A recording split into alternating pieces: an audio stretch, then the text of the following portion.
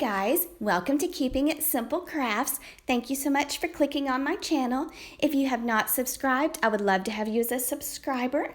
Today we're making some cute Christmas candy using pool noodles from Dollar Tree. So what you're going to want to do is cut your pool noodles in about 4-inch sections. And then you're going to take some clear gift basket wrap and cut it 7 inches across and 10 inches tall. Then you'll want to place your pool noodle in the center of your clear gift basket wrap and just wrap it up and add a piece of clear Scotch tape to hold it in place.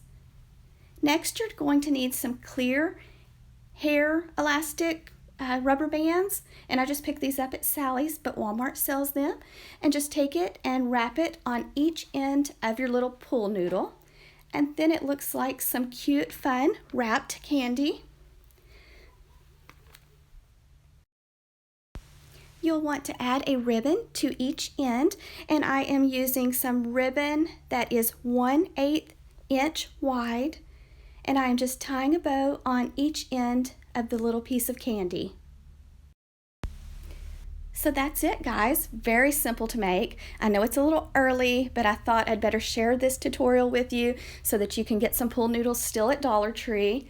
But what I'm going to do is I bought 2 pool noodles, so I am going to make several pieces of this cute little pool noodle candy, and then I have a part 2 coming up. So I will post that video probably tomorrow, guys.